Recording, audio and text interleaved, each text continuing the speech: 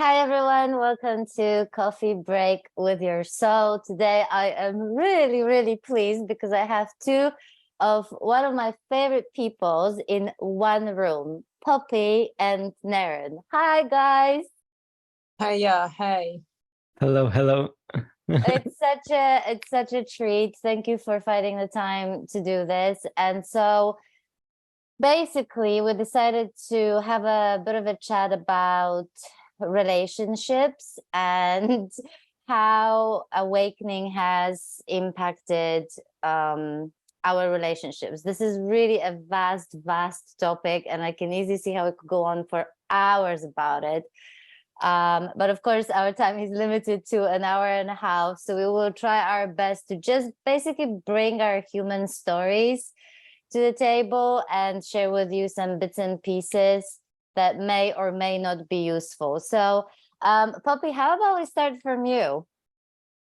Okay, thank you so much. Well, just for everybody watching, we haven't rehearsed any of this, so who knows what we're going to say. It might be a total train wreck, yeah. So, well, to start with, I think my awakening was I couldn't tell you a pinpoint a time when, but it was around 15 years ago, and I think it was definitely brought about to a large extent by through relationship. Actually, I had a really challenging relationship at the time, which now I'm really grateful for, and I think it brought so much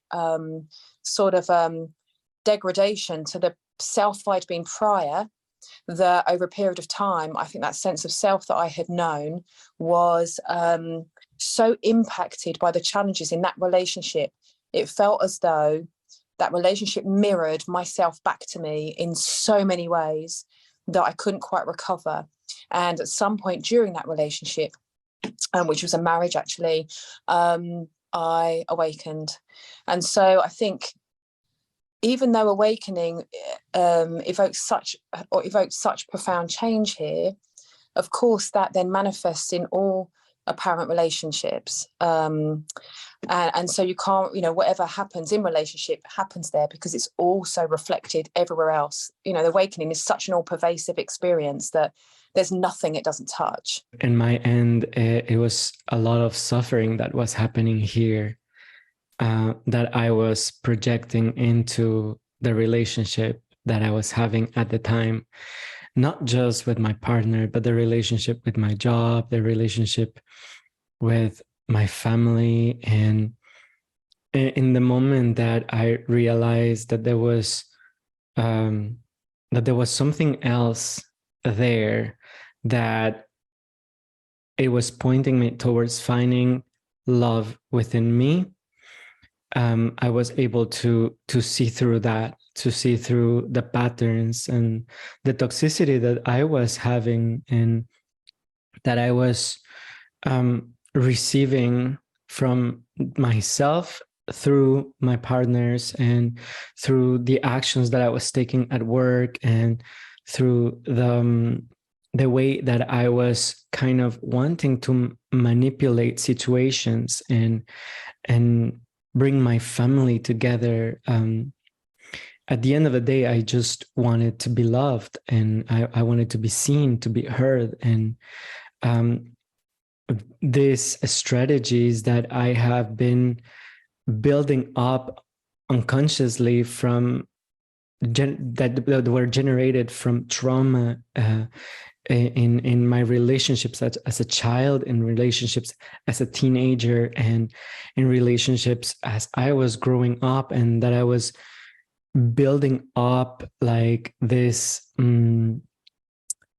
puzzle on how to contain and how to keep them close to me, because I was afraid to be left alone, to be abandoned, because I was abandoned by many people emotionally, and now I was just trying to hold them physically. Even thought that some of them, and probably all of them, were not there anymore. So did you notice any of those things that you talked about? Did you notice it prior to that massive awakening that you described in our conversation, and I will link it in case some of you may not seen it, or was it something that happened afterwards that you've noticed all those things, the playing out of all these things in all your relationships? I didn't know before the shift. I really thought I was doing very well, that I was doing great, that I was making my life happen. Right. And the shift, it was a real shift of perspective towards the other side, and noticing that yeah, I'm not doing anything of this, and I am just trying to hold the tides and have those cords very strong in my wrists, and just from fear, out of fear. Yeah. I don't know if I answered your question. No, you totally answered my question. And we're definitely going to talk a little bit more about this whole playing out of things that we deem dysfunctional, which really, to me, when I use that word, I don't mean it in any disparaging way at all, because it's actually innocent, and it's not like we're doing it on purpose and we're just not even aware of the stuff that is playing out and what we do in those relationships, and how we manipulate and how we control and do all sorts of things, you know, really unknowingly, most of the time, usually out of fear of, you know, being abandoned, like you said, or not being loved, or to gain love, or, you know, validation or anything like that. I really had trouble kind of putting it all together, like in a nutshell, as always. But I think I can say that for me, it sort of played out in kind of two stages, because my awakening happened when I was in a different relationship to the one that I'm in now. And it actually was, the whole seeking was sparked by crisis, by just being really unhappy in my relationship, because even though there was love, it was a very, now I know, very dysfunctional relationship. And I basically, you know, wanted, I suppose, way out of suffering because of what was going on. And this is basically how it started. And so by the time awakening happened, I was already kind of with my one leg out of the relationship, and the awakening actually kind of made it very clear that I wasn't to stay there, basically, and that I was going to go. And I think in many ways it kind of helped me do that and leave that relationship behind. But the second relationship, which is the best and healthiest relationship I've ever been in, you know, was not without challenges, in that I really believe that awakening is just the beginning, and there's a lot of falling apart for many people that goes afterwards, you know, of all sorts of beliefs and ideas about ourselves and our identity and so on. And so in my new relationship, that was happening. And I won't lie, it was really filled with moments of really despair, you know, of not knowing who I was or what I was doing or where I was going. And I wouldn't say I was depressed, but I had many kind of waves of kind of times when there was just apathy, like complete apathy. I didn't even want to get out of bed, you know. And so my partner had to witness all that and be with that. And thankfully, he and our relationship was the space in which I was free to fall apart. And that was, and I think that this is a really important part of this conversation, you know, as far as relationships are concerned, whether that space is there or not, to just be fully ourselves. And that includes the not so pretty parts of what that means. Certainly my relationship at the time, which again, you know, is I'm not in that relationship now. I think what happened was, it was such a difficult relationship that two things were going on. Firstly, that person, because of their own woundings, didn't treat me well. And I think I would have said at the time that that relationship I kept saying at the time, it made me nothing. That's all I could have told you at the time. For over a number of years, it made me nothing, because I felt so devalued there, so utterly powerless. And I think it was so intense, that, and chronic. I do remember, and remember, I had no spirituality. I was not a seeker. I had no faith. So it wasn't as if I was looking for something to find a way out. Honestly, I think I just got battered psychologically. And I felt that behavior towards me was how I would have described it at the time, made me nothing. And at the same time, I was having mirrored back to me my own stuff that needed clearing up. So things like, I recognized I didn't know my needs until they weren't being met. And I had so many needs. So things like, I need affection, I need to be heard, I need to be seen, I need to feel valued, I need connection, I need so many things. I need honesty from the other person. I need so many needs came out of the woodwork that I would have had no idea I had those until they weren't being met. And then they screamed at me. And in trying to get those needs met, it's like I lived in my own bad parts of myself. So I manifested all those aspects of myself that I had shame about. So I became this needy, insecure, suspicious, just this person that like everything about myself that I would have wanted to hide away and never be seen came out. It came to the fore because I was so miserable and I was so powerless. So every action of mine, I probably think, was driven by fear at the time. And so it made me into a self that I did not recognize. So I was having mirrored back everything about it, pretty much battered my ego. I was completely humbled in that relationship. And because I was so keen to make it work through therapy and all sorts of things I did, I essentially turned myself inside out. I really humbled myself to make that relationship work. So in a way, I made myself nothing, but nothing in a good way. Mm-hmm. It was like met my own significance and insignificance at the same time. And I recognized that if I wanted that relationship to work, I needed to forego all of the entitlements I'd previously held. So all of those needs I had to question. Why did I need somebody else to be honest? Why did I need that? Why did I need to feel significant? Why did I need to be heard or seen? What lacking was there in me that I was projecting outwards? And so I think over a period of a few years, actually, of a constant barrage of my own stuff coming back to me, I turned myself inside out. I would have described it at the time, but essentially I allowed my own egoic self to fall, to be degraded, because for some reason I had this intuition at the time, and I remember saying this to a therapist, but I knew not why. I have to purify in the fire here in this relationship. I can't do it outside of this relationship. I don't know where that came from, but it was like I knew that if I didn't clean up my own stuff in the fire, there was going to be no other opportunity to do it. I couldn't get out of the relationship and do it there. I needed to do it. And by cleaning up my own stuff, it meant I became really present and really conscious to my own impulses and the stories going on in my own head, my own projections. And I couldn't leave that relationship until I felt I was cleaner. That's how I would have said it at the time, even though it sounds bizarre to say it like that now. But I needed to clean up my own stuff. So it was, do you know what? It was really messy. It was really ugly.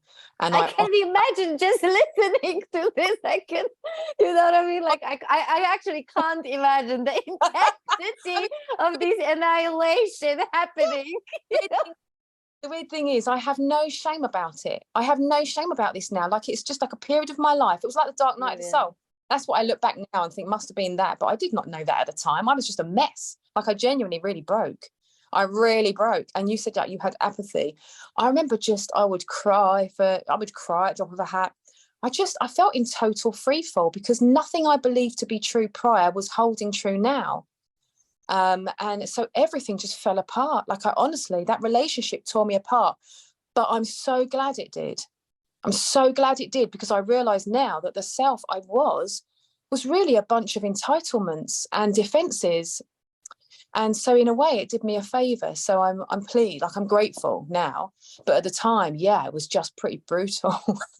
Yeah, I mean, this is a really intense version of how that can play out. But I also know 100% that you're not that intensity. This is not unheard of, is what I'm trying to say. Like, you know, there's been loads of people whose stories I've heard who, you know, talk about really the relationship being destroying of all those things that you mentioned, like our neediness and our own projections and the playing out of everything that's sort of not true, and you know, that sort of thing that we obviously adopted, you know, and collected along the way, you know, basically pretty much since we were born, you know, just even by looking at the examples of the people and the dynamics around us. And that's how we learn what is normal and what isn't, and what's healthy and what's not healthy, and so on.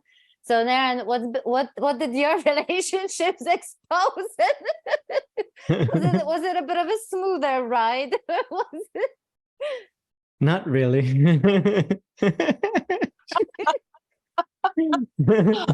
Sorry, guys. We're a mess. Brilliant.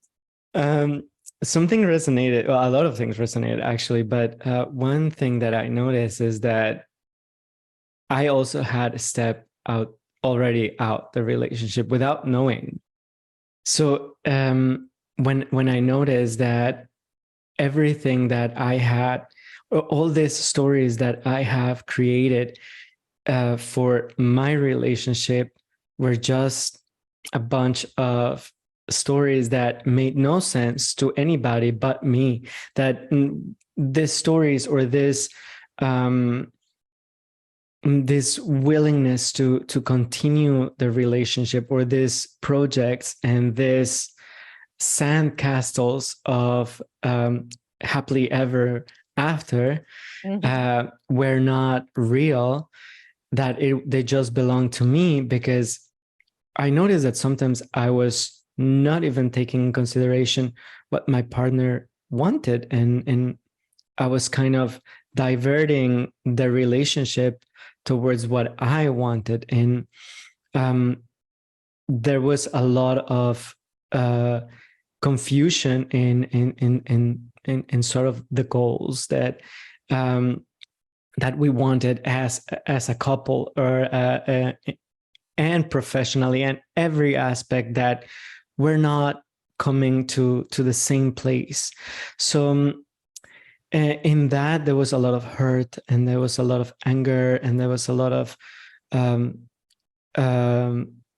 loss, and this sense of being left alone, and being tricked. And I noticed after that I was being tricked by myself. And that was actually the most painful part, noticing how I had been the creator of this horrible story, and that I had been wanting just to hold on to these beliefs and ideas, and in that there was this passive aggressiveness that we never fight. Actually, it was funny because we would never fight, but it was just discomfort and anger, and that will turn into silence and uncomfortable silences, and then days would pass and things would go back to normal, and it would just create another wound. So along the years, which were around 10 years, there were like wounds and wounds and wounds accumulated, that at the end I just didn't know where I was anymore. I was completely lost in a maze of stories and terrible pain. That's all I can describe. It's so painful to be in the relationship and not being able to accept that that was not the one, because I wanted it so bad. It was like, I want this to work. I want this to happen the way I thought it would happen. And in the coming down or the fall apart of that story, or that house of rooms with decorations, where as it was falling apart, it was just so terrifying, and it was very painful, because that was all my life. That's all I knew. That I knew nothing beyond that, and it was just very intense at the moment. Yeah, I mean, I can't even imagine how many people can relate to this, honestly. And it's interesting because as I was reflecting on what we're going to be talking about, and sort of thought about my own journey of relationships, you know, I actually went back to like really seeing how these wounds and fears and projections have been playing out in all my relationships from the start, you know what I mean? To the point that my first relationship, it was like my late teens, early 20s, you know, it was so clear to me that the burden that I created unintentionally for my boyfriend then, that were the burden being all my insecurities that he had to deal with, you know what I mean? My jealousy, my control, my, you know, that would show up in all sorts of ways. You know, and then he was playing out his own stuff, you know what I mean? But it's so amazing to recognize the innocence of that, you know what I mean? There's no guilty party there. You're just, at the moment, I see all my relationships that way, with really just understanding and like clear seeing of this, and with incredible compassion, where there is no place for blame game and for blaming anybody, or for any kind of victimhood. And when I say that, I really want to underline that this has nothing to do with downplaying certain facts, okay? This is not about denying or downplaying of the fact that perhaps abuse happened, right? Or all sorts of really not pleasant things in people's relationships, in our relationships, right? It's very much recognizing that, and at the same time seeing very, very clearly how that comes to play, you know, how that plays out. And I think that has been really enlightening in of itself to see it that way. And also, frankly, awakening or no awakening, you know, if whether anyone is interested in awakening or not interested in awakening, to be able to just recognize that, you know, for any of us at any point in life, you know, on this ride called life, you know, it would bring so much good to you know, to all relationships, even though that good may not look the way, you know, maybe liberation and freedom is probably a better word, you know, to just be ourselves because we understand each other better. I totally get you, and I agree. And I think I genuinely used to struggle with that a lot. So in that relationship, I think, in fact, looking back retrospectively, what's helped me make sense of things more is to really genuinely think about things on a relative and a more fundamental, absolute level. Because when I look back at that relationship, they got confused. So on a relative level, I think what you're saying, what I'm hearing anyway, is that taking responsibility and being imperfect and actually consequence playing out, which can be really genuinely really damaging, is absolutely valid. It's just on a more absolute level, we see that we're all acting out of pain, and then the compassion, it comes in. But see, in that relationship I was in at the time, I recognize now that what I didn't recognize then was that after awakening, I had clearly confused relative and absolute, because I did not know they existed. I had no frame of reference at all. So all I did was stayed. All I could see was the good in this person, and I couldn't seem to find the edges of compassion and forgiveness. And so on a relative level, if you looked at that, I stayed too long. I got too damaged, and I fell into a hole. But my experience at the time was that even though I knew these things were going on, there was just this constant, ever-present forgiveness and compassion that I couldn't understand, but I was experiencing it. And I think if I'd known at the time, if I'd found a way at the time to rationalize that for myself, I'd have perhaps been in a more stronger position to make a decision on the relative. But it's just that I did not have that understanding at the time. And so I was not half in and out of that relationship. I was in it, and I stayed for a really long time. In fact, the person I was with, they left in the end. I simply couldn't find the edges to that forgiveness, because for me, it's only retrospectively that I have been able to make sense of that awakening. So I do think it's really helpful sometimes to separate out, even though I know it's a mind game, but to separate out the relative and the absolute, just to make sense of things that can otherwise feel really confusing and paradoxical and hard to make sense out of. Because obviously everybody would look into that relationship and go, well, why didn't you leave? Why aren't you leaving? And at the time, I could not understand why I couldn't leave either, because I just was so that this forgiveness, passion seemed to be, I couldn't get rid of it. I could not see past it.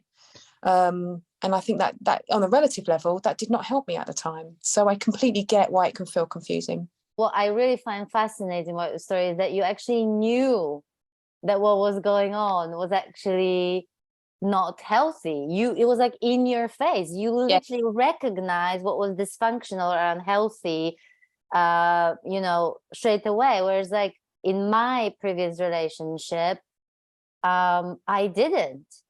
I honestly, guys, it's through my second relationship that I learned what it means to be in a healthy relationship, what healthy relationship was, because it turned out that the things that I thought were normal, that became sort of normal, because that was a long-term relationship, it was 7 years, were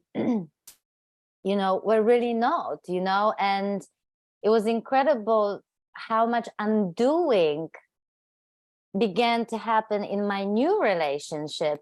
Like, for example, tension and crisis were something I was so familiar with in my previous relationship that I thought that this was normal. So I would literally for a while provoke unknowingly, and it was lovingly pointed to me that I was provoking, tension or fight or something because that's all I knew. And if there were situations which I thought would create some kind of strong response from my partner in the new relationship, and it didn't happen, I felt completely disorientated. I didn't know how to navigate this, and really it took quite a few years to actually know what was normal, or at least maybe not normal, because then we can have different opinions about this, but like, what's healthy, generally speaking, right? And that in of itself, was quite a journey. On my end, that in the moment that I was forgiving, because that resonated a lot from what Papi said, is that in that forgiveness, I was forgiving the other, but I was never forgiving myself.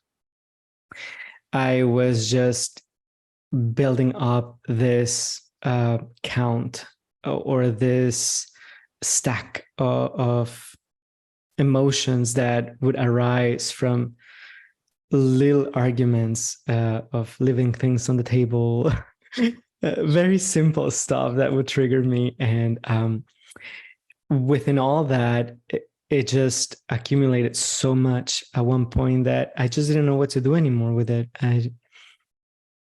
I couldn't leave the relationship, my partner neither. So it was just this vicious circle that had been created. And And in my head, I remember in my youth, in my teens, my friends would say, well, if it doesn't hurt, it's not worth it. And I remember that state. And I would look for pain. I was like, well, if I'm not feeling anything, then what's the point? And or maybe even in fact it's because you're hurting, that means that's a good thing. It means something, right? Or that's normal, right? Because it is hurting, right? that's it. Yeah, because it's creating something, because it's intense and it's dramatic and it's passionate and it's um, basically what we see in the movies. And because it's there is this whirlwind of energy that is taking us somewhere that will become this beautiful end. And it was just so much of this stereotypes that I had within me, and by that I could see that my partner had as well, that I could see that we were both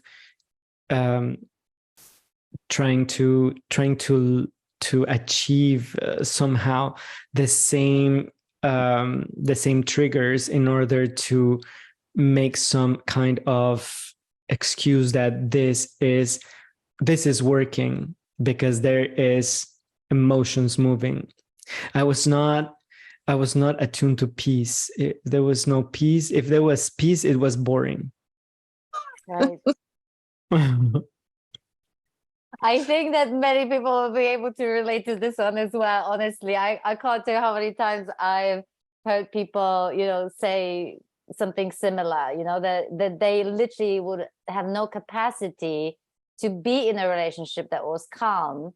Because if it was calm, it was boring. You know what I mean? There was no drama. So they would seek it. And if they couldn't find it, then they would, move on to someone where, it could be created.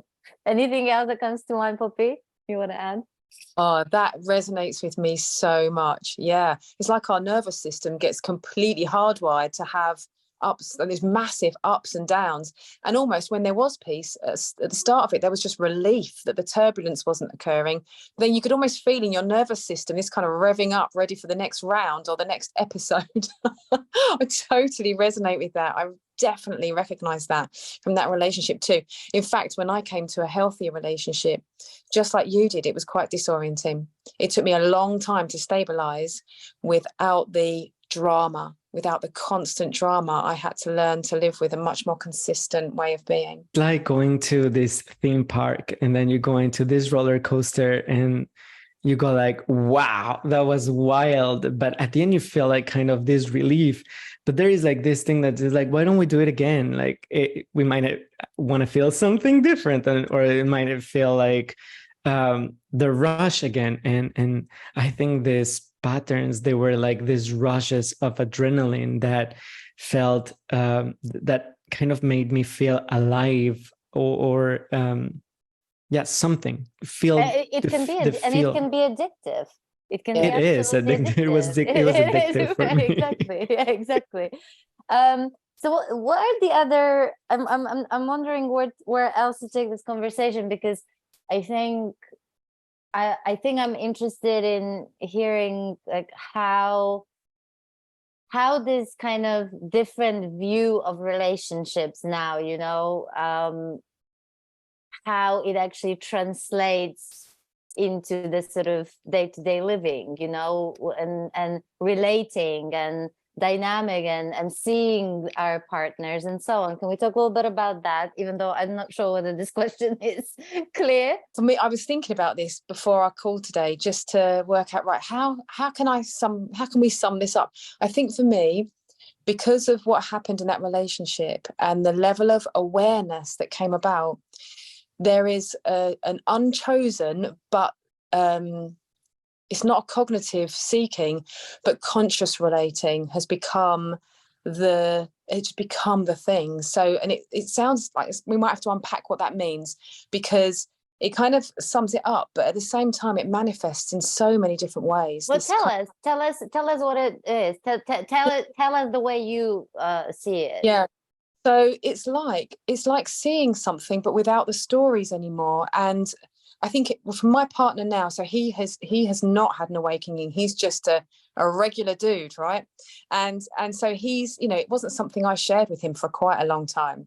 And I know that this relationship, he would say it's been life-changing for him too, but he would also say that it's been really tough, really challenging at times. Because when you're really conscious, when you're able to see the workings of your own mind with such greater clarity, the way that manifests in a relationship is you're constantly holding a mirror up to yourself and to the other, because you see the manipulations, you see the control tactics. And so, you know, and I don't know about you guys, I would love to know, but I'm always loving, but I can be very clear and very direct because there's a story around it. So I could use the word that's manipulative without any additional story or dirtiness around it. It's just a clean, that was manipulative. And I could be talking about myself or my partner, and I would say, but that's manipulative. So for instance, for him, he'd never really experienced people using direct language like that before. So I think it's been quite a shocker for him. And I totally get that. You know, for me, it's a really neutral word. It's really neutral. It's just calling something out. And there's no shame around it. There's no criticism around it. But it's taken him a really long time to come to terms with the fact that when I clearly communicate, whether it's around myself or him, there's no criticism around it. It's just an honest mirroring of what's going on. And you see so much of what's going on in the relationship, don't you? It's like no one gets away with anything anymore, because you see it arise, and as you see it arise, it destroys the illusion at the same time. I love that you said it, that it doesn't, and because I know how it can, like, you know, even the word manipulation, I know that it sparks kind of, you know, response and different feelings and emotions for people, because it is kind of a packed sort of word, you know, it's like it has weight to it, manipulation or control, right? But really, we're just talking about the sort of tricks and maneuvers that have been, at least prior to awakening, you know, very unconscious, and we have not known that we have even been doing that, right? And so what I also love that you said is that we see that in both, you know what I mean, that the playing out of it, not just in our partner, but also in ourselves. And actually, and when we do say, oh, this is manipulation, or this is, you know, whatever, you know, it really comes with no blame game attached, no shame, no, it's not an accusation, you know, there's like, it's just seeing things for sort of for what they are, without that weight kind of, you know, attached to it. And I actually went through a whole stage where it was so intense, honestly. And I'm not just talking about my partner, I'm talking about everyone that I would say anything about, like any kind of judgment, even if it was mild or not meant to, you know, cause offense, even in my own thoughts. I'm not even talking telling someone directly. If any kind of opinion or judgment of mine appeared, so to speak, about someone, it was literally like boomerang, you know what I mean? It was like the thought wasn't even finished when it was like boomerang arrows sort of coming right back at me, and basically revealing to me that all those things are within me. It was like a constant reminder that whatever I was pointing finger to, the finger was pointing right back at me. And it was fucking ruthless, to be frank, at times, and it was really painful. And I can't tell you how grateful I am for this experience, because it knocked to the floor any remainings of any fucking nobility or righteousness or anything, you know, anything like that. And it just proved to me in that sort of way, and it was just one of the ways that I saw without a shadow of a doubt that there really is no other. And, you know, and it really was a painful experience. I know I'm just bathing with all that is being said. But in I would like to talk about how to navigate it, because Please. probably it will be helpful. I resonate with what you both have shared, and what happened here is that when I was getting that reflection towards me, at the beginning it was really hard because I didn't know how to approach it within myself, because I had to sit with that discomfort, and then I would blame myself, and then I would see the blaming of myself, and then there was this sadness, and then I would see that sadness, and then it was like, where this sadness is coming from, and then it was just a ripple effect towards like years and years backwards. So in those moments, it was kind of like, okay, let's just stay with this without necessarily taking a further step, because it was just so much behind whatever was being rippled towards me, that I would just allow that to be here, to be present, and to say like, it's welcome, it's okay. I just need to allow this, because I've been running for so long. I've been escaping from this feeling for so long, that if I don't meet it right now, I might not have the opportunity, or it might come back again in a much stronger way. So I would just allow that, and say like, what if I don't run away from this? What if I just face it? What if I just be truth with myself, and what is it that it's happening here? What is it that I'm feeling? And because in the past I noticed myself saying, oh well, I'm sad, but, and then there was like a story, and by just saying, okay, there is nothing left, there's just this, then I was able to recognize how many times have I played this sequence of events over and over, and the next time it would just be an instant after that the sequence would start, I would recognize right before, and then I had the choice. Do I want to continue this sequence, or can I just be silent and present with my emotions within myself without necessarily acting upon them? And I remember that even happened prior to the awakening, and it was very difficult to just sit with that and recognize it, and be true with myself. I knew it was happening, but it was just so strong that I was afraid of meeting it, and that fear of meeting that would create this contraction and repression and anger and all other feelings. Right now I'm calling in them anger, but I just remember that it was a contraction that would stay within me and would create a weight, and that I would drag on during the day, or that I would drag on for weeks and even for months, years.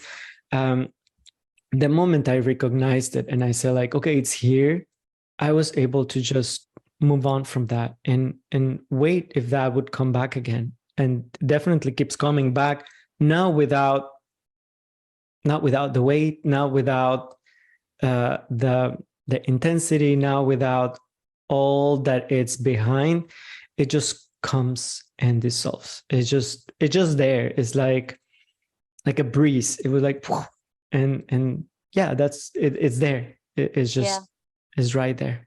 I think it's going to, thank you so much for saying all those things, because I don't think they just kind of refer to and are useful, not just in terms of relationships, everything we talked about, but just generally the awakening journey is going to have those periods, there's going to have those moments. And I'm not suggesting that everybody has to go through it, or that everybody goes through those moments in an intense kind of way. It will be very, very different to everybody. But discomfort is very much part of the journey, and leaning into this discomfort, because a lot of stuff that's going to be revealed will come with a lot of shame, possibly, or guilt, you know, all those things that, you know, we've been basically conditioned to avoid, and, you know, to not feel and to numb those things in ourselves. So it really, and again, depending on where everyone is at, it may take some time to basically lean into this discomfort, be able to lean into it and become more comfortable sort of with it. So thank you so much for And maybe I have a sharing. question for you Go guys. ahead. Yeah, go ahead. You know, I say, like, yes, I meet the feeling, or I sit with the feeling, but if you have other words that might resonate for other people on how to meet those feelings, for the lack of my expression or words, how would you say it otherwise? Poppy, what do you want to say? Something? Yeah, well, first of all, that honestly, I resonated with so much of that, and here the experience of emotion after awakening was much more immersive and embodied, and I came to recognize that self was actually a defense mechanism. Without that sense of self, when my insides came outside, that's how I experienced it. I dissolved into this outside. It's actually, you think you're not going to experience, or you might think you're not going to experience stuff as painfully anymore, but bloody hell, it was a totally full frontal naked exposure to that emotion. It was like no defense Yep. or separate whatsoever. Yep. And I probably would say that I am that emotion. When that emotion arises, honestly, that's all there is. So I can totally, you could definitely frame it as you sit with it, or you are intimately acquainted with it, but even that doesn't feel quite close enough. It's like you are it. I was it, and in that, it also wasn't contained in me. It's all there was. It was no longer contained in me. And because of that, it became very impersonal. So the emotion was so big, so immense, but also so not mine. So it became so impersonal. And this is going to sound a little bit dramatic, so take this in the right way. It felt like when there was pain, it was the pain of humanity. It wasn't my pain. It was the pain of the human condition. It was the pain of humanity. And in that, such love arose. So it was emotions that I would have believed to be contradictory before, arose together. So that intimacy, although intimacy isn't the right word, that oneness with that emotion was so great that it was like bliss arose with it. It was, the experience was so immense that bliss arose with it. So even in the experience of anger, there's incredible bliss at the same time. And there's like a wonder. There's like a, my God. So even though I'm experiencing it and I'm like, I can be really invigorated by my own anger. I mean, how thrilling. There's also this amazement at it. This like, bloody hell. Like, that is amazing. That experience is so explosive. So I actually really enjoy it. So even though I know it's a story, I quite enjoy the story sometimes. I quite enjoy the play of it. It just doesn't feel like mine. When I was telling you about the arrow, you know, the boomerang, the finger pointing back at me, I really didn't feel like there was a choice, you know what I mean? Like that I could decide to be with it or not, you know. It was right here. There was no running, there was no possibility of running away from it. There's just experiencing. So, you know, if there's anger, if there's any emotion that comes up, no matter how powerful, it's actually, I would say, more felt. But because there's no resistance to it, it sort of is what is. And yeah, so I mean, it's really, really difficult to to kind of describe, but prior to that, I would say, and this is the best shot I can give in terms of answering your question. So I don't know whether it's actually going to answer the question, Neren, but that before sometimes trying to be with it, it's also sometimes good to know how we're doing the running away first, you know, so sort of become aware of all the ways, the little and big ways we distract ourselves, you know, we run away, you know, even if it's like grabbing a phone, you know, or I have to check my email right now, or, you know, I have to make a cup of tea, or, you know, all of the, you know, that sort of thing. I mean, there will be multiple ways in which we are resisting being with the discomfort, basically. And sometimes it's really useful to just recognize when we're running away. And even if we are running away, even when we recognize this, to also see that and embrace that, you know what I mean, rather than use it as like yet another way to beat ourselves up over the fact that we failed to be with what is, you know what I mean. And I'd like to ask you guys this question too. So in relationship, did it change the way that you were able to anticipate how to navigate things with your partner, because you could see what would otherwise domino out? So for instance, I always say to my partner, we keep our sides of the street clean. And what I mean by that is if we're hacked off with something, we have to raise it. We can't hold resentment, because from this perspective, resentment is so clear to me how that's going to play out in the relationship. That resentment creates disconnection. That disconnection means that, you know, a dissolving of the intimacy between the two of you, that you both become passive aggressive because no one said anything, and eventually it begins to really the relationship begins to deteriorate. And because it's so clear to me, and I wondered if you have this experience as well, that becomes so clear that you know, I have very different values in this relationship, because I know that both people keeping their side of the street clean is a really crucial happening. Yeah. Do you experience the same? Can you see how things are going to roll out more clearly? Naren? Yeah. Yeah, it seems that the patterns, or the patterns there are some sort of predictable, and because if when I see that coming up, it's like I have done this before, I have been here before, and I know how it will unfold if I don't kind of meet myself in that place, or if I don't do what is best for myself and hence for everybody. So yeah, it is very obvious of the consequences of not meeting myself and the needs around the clear, the around living things very, very clear. Yeah. It's quite interesting. It's such a great question, because,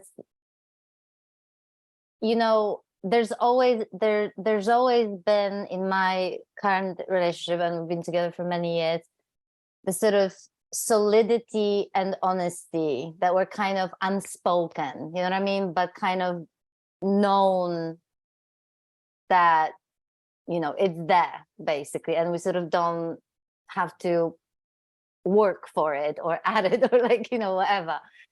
And so you'd think that therefore there would be like this honesty all the time and everything, but actually in all those years we've both been together, but very much on also separate trajectories, you know what I mean, evolving and changing and going through things separately. The important part was that there was, like I said, space for it to happen. So in that, what I also mean by that, you know, there was never feeling threatened that, oh my God, if I fall apart, he's going to leave me, or, you know, that there's none of that going on ever. And even then, you know, there was a period which we didn't even know was there until the hell broke loose.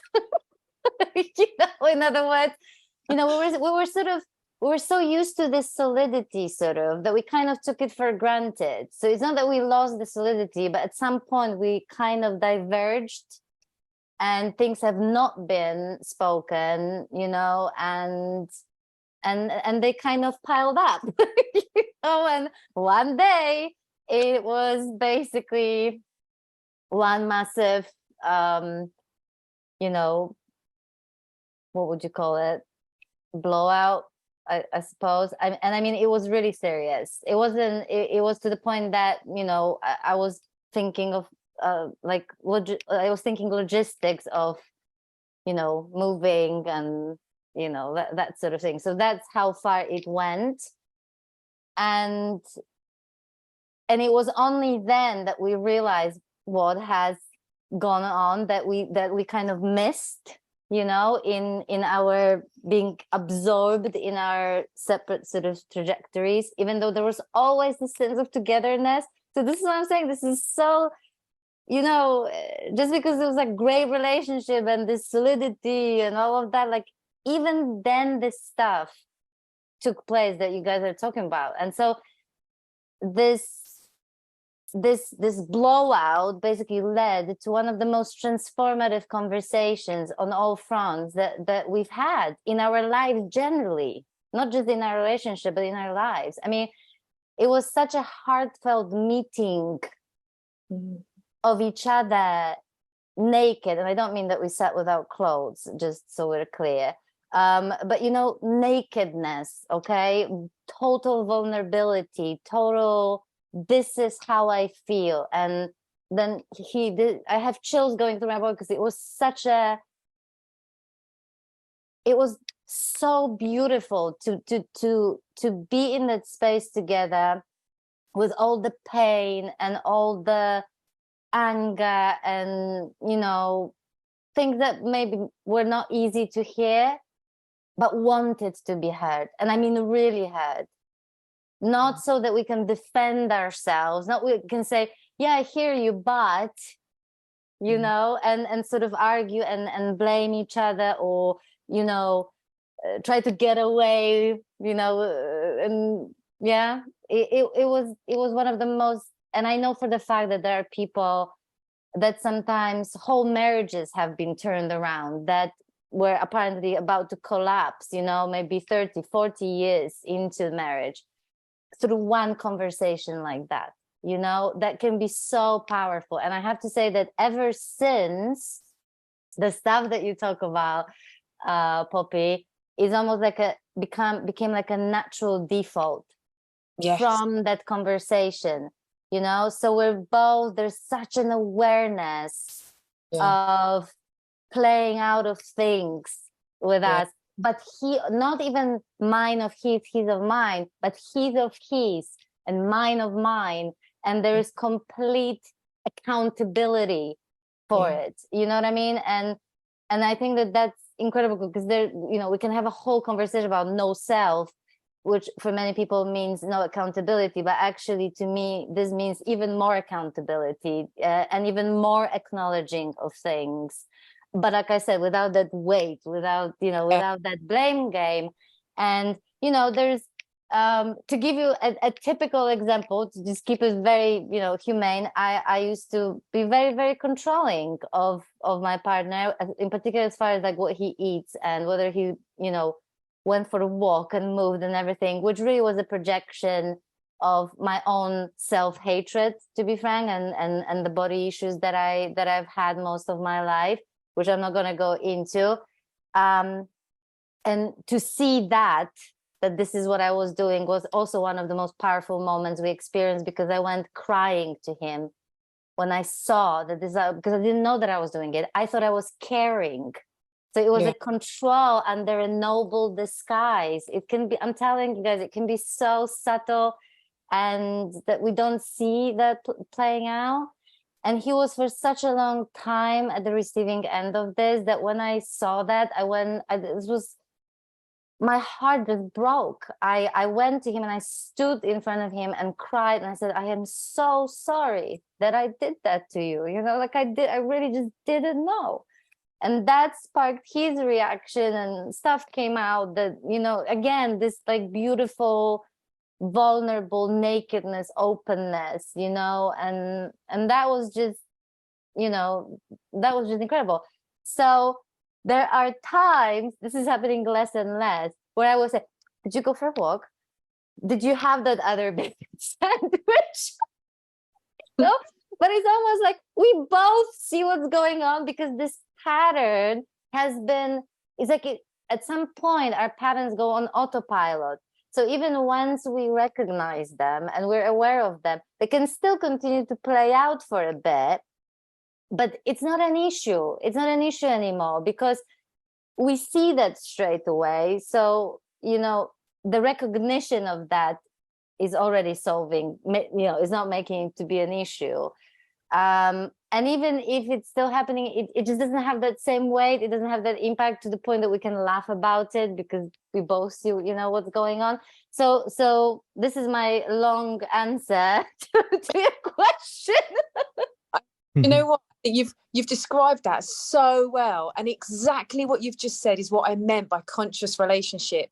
It's the ability to come together in such a raw, vulnerable way, and it also transforms like the intimacy between you, because honestly I became so attracted to the two of you coming together in such a real, unmasked, completely psychologically naked way, that suddenly that became so thrilling to me.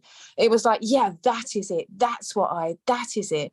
And so that's what I mean by conscious relationship, exactly what you've just said. You said it so well. And that's what I also mean by the dance between, it's not impersonal and it's or personal. It's really a dance. The way I see it is like a dance of both. You know what I mean? And it can be a really beautiful dance where, yes, we recognize that our patterns are innocent. Like we didn't do, I did not control him on purpose, right? It was a result of all sorts of like things. So you recognize the impersonal in it. You recognize that it's not your fault, but you still own it. You own the fact that this was playing out. And this is the bit that I think can sometimes be confusing. And it certainly was confusing to me for a while, where it looked like there's something to reconcile here, but really, no, it's both, Yeah. I think because what you're both seeing, it's like you're both standing this side as a team, watching mechanics play out. And because it's mechanics you're watching, there's no blame or criticism about it. It's like you might as well both stand there watching fireworks. You might as well both stand there going, wow, look at that, because you're talking about mechanics of something that's playing out. So everybody's innocent in it, but still takes full accountability. That's my mechanics. That's your mechanics. And exactly. Yeah, and when I notice yours, it's because I have the same in me. Yeah. And so and because there's no more of this kind of, self that's made of all these, wounds and does the tricks and manipulation, that self doesn't have to defend itself. That self does not mind feeling a bit of shame or anything that can come up with the situation. So in a funny way, you actually really own the impersonal more than ever. You own what came out of your mouth. Yes. You may not be in control of what came out of your mouth in that moment, but you own the fact that it did. Yeah. Right? Yeah. And you own the fact that it had an impact on the person at the receiving end, right? Not personal. There's no need to defend it. And if there's no need to defend it, you can own it fully. Yeah, absolutely. Yeah. Naren, do you want to add anything? Yeah, I don't know if you experience that, but in that there is a rest. Yeah, there is this rest of it's there. I'm out there naked, and there is nothing left. It's just there, and it's just this moment of, it's like a vacuum that as if the world would vacuum into that very truth, and there is nothing left, or at least that was my experience. And in that vacuum there is so much rest, as if that is what I've been wanting to experience. This is the moment that I have been waiting for to experience. Yeah. And was actually quite fascinating that it's like that peace that you're speaking of, that rest that you're speaking of, does not mean at all the absence of stirred emotions or upsets and reactivity or anything like that. Is actually that in which all of this is free to sort of take place, and it's almost like the relief that comes with not having to pretend or to use any tricks and maneuvers again to control the situation or to protect our image of nobility and righteousness or whatever. It's like the truth is its own defense, the truth of the own defense, and in that rest is actually the freedom for all truth. It's like if it's real, then it's all okay. There's nothing that lies outside of it. I think this is actually a good segue to the last question, because we've got 15 minutes left. Just tiny topic that I'm going to bring up just to the end. That can totally be nailed in 15 minutes. Which is, I truly believe that it can take just one person to see things that way to kind of trigger the same in the other person, in other words. So when we see that space, when we have that clarity, then it's almost like that other person is free to also be honest, to also, right, to speak up and so on. So, normally the typical saying is, it takes two to tango, but actually in this context, it really can take one. And it doesn't mean that the relationship has to survive or will end, won't end. It's the dynamic that can be really, really changed. And you probably even said it a while ago when we were chatting, that, it can take one person seeing things clearly and in that way to change the dynamic of the entire relationship. And so one of the questions that come up very, very often, I think this is one of the most common questions that I've heard over the years, was, can you be in a relationship where, is it possible to be in a relationship where one person had an awakening and the other one didn't? What are your thoughts on that, Poppy? I would have to say yes, because I'm in one of those relationships right now. So yes, absolutely. I can see how it can be a challenge, because one person is perhaps it's also liberating. So no, let's not just say it's a challenge. Essentially, I think what you're saying about one person changing, it's an invitation to the other. It's an invitation, because I've had this experience here. It's like saying to somebody, come out this way. This way is liberating. Come out this way. So it's an invitation to the other. And I think that if somebody's in the right space for that, that could probably be really transformative. It certainly has been with my partner. He was obviously in the right space for that. Didn't think he was at the time, but obviously must have been, because mind you, we've been together a while, so it wasn't an overnight thing. It's not like he went, yay, he kind of it had to kind of, evolve. I can imagine it can be challenging if he wasn't open, if he wasn't willing, then I can imagine it might have been a different experience. So yes, Mike, I definitely feel that is definitely possible. And one thing we haven't said, which I've definitely experienced in this relationship, is because there's less need to control, I'm able to not get so hung up on imperfections in him that perhaps I would have done way prior. So say, he tells the odd fib, it doesn't bother me so much. It doesn't bother me really. I'm able to go, yeah, we all do that. It's okay. So we're having really open conversations about those types of things. Whereas in the past, I would have felt threatened by the other person fibbing. So I would have tried to control that and lay down ultimatums and, I don't know, lecture them on why honesty is really important, la, la, la. So that's something important to say, that I've noticed that in myself in relationship, is that things, I don't feel that impulse does not arise anymore. But yes, I can imagine he's been really open, and I think that has really been such grace. Because then you can kind of go on an adventure together. Yeah. Which is beautiful. So even though, he would say, it saddens him at times that he doesn't get things in the same way. Because if you're trying to explain something to somebody, it sounds nuts. Some of this stuff will sound nuts to somebody who doesn't get it, right? Yeah. And so He's needed to be really open, and once upon a time he would have said something was just a nonsense, but he doesn't now.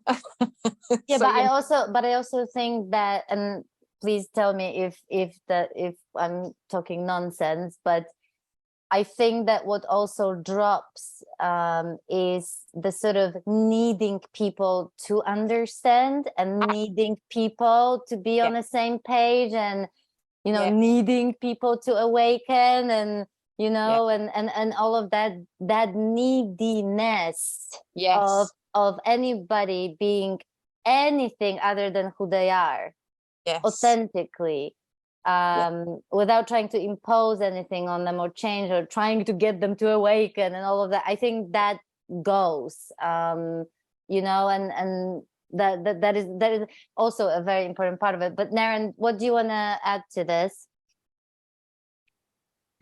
I would just add that as long as there is that willingness to meet the other, whether it is from here to there or there to here, if that exists.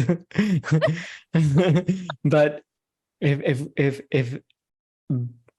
we're willing to meet ourselves in the same context, and in the nakedness of the situation, I find that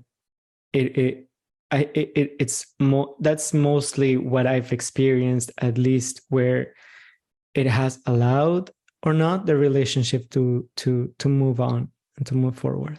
Absolutely. I think, you're so right about when the needs, there is no need. There's just not so much neediness anymore. And I think where neediness arises, you just see it so much more. So you're able to feel kind of whole in and of yourself. And even if neediness does arise, it's just seen for what it is. So only thing I think that awakening does bring, for here, is certainly brought clarity. So even though everything you're saying is just normal, healthy, functioning relationships, isn't it? But I guess when there's clarity there's not so much unconsciousness there, and that probably is helpful. Yeah, definitely. And this is really, when we talk about these things, I don't know how we did that we did it in such short time, but as with every topic, I think it's always important to remember about the context and about nuance. We can't speak for all relationships, and it's very difficult to kind of generalize it, but these things always have to be taken into account. But I am just so grateful that I got to talk to you about this, and thank you so much for your honesty. I don't know whether we're going to be back. Maybe if you guys are watching have some questions, or there are things that we didn't mention at all that may be worth coming back together and talking about again, then let us know in the comments or email me, and then I'll bring these two beautiful people together, and we're going to talk about it again. Thank you so much for coming. Thank you so much for watching. Take care, everyone. Bye.